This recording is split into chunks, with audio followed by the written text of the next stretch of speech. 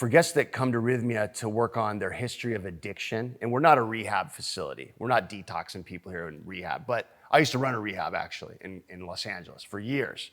We're not a rehab. However, we do have a lot of people that have struggled with addiction. Now, in the addiction world, of which I've been in my whole career, there's two camps of thought. There's the camp that believes this is a chemical dependency issue. It's a neurochemical issue. It's a disease. It's the disease model. There's a whole camp of thought, mostly science-based, that believes that.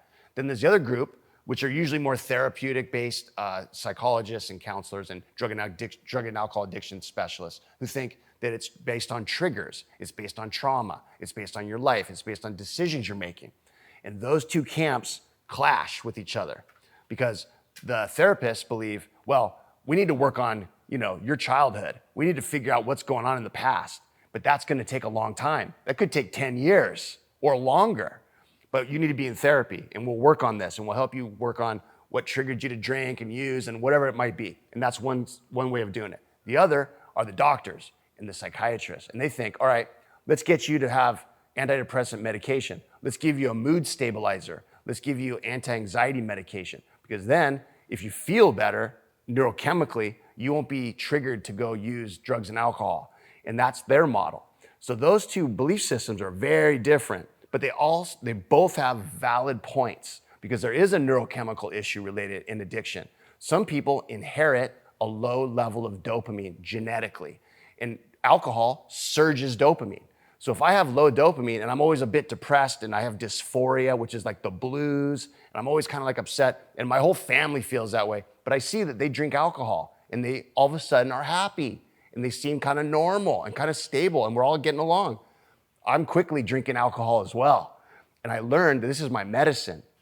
And that's a neurochemical response. The dopamine is rising up and connecting me to myself, and I use it as a medicine. So that part is, in a way, it's true. There is a neurochemical component to substance abuse.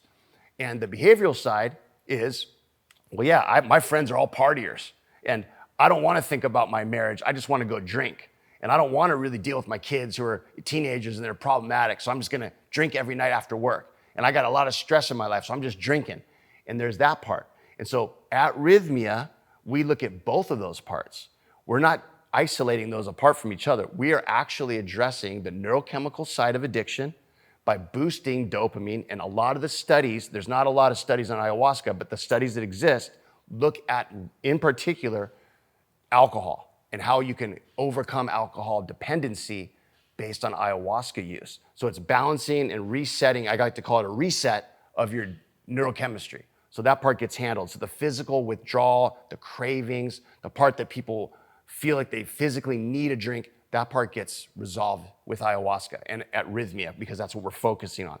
The other part, the behavioral side, is, well, let's have you do a personal inventory. Let's have you figure out, like, who are your real friends? Like, what is this friendship based on? What struggles are you having in your marriage? And why is that? What was your childhood like? What are your parents, how were they with you? So all of that stuff gets figured out in an ayahuasca session and a breathwork session.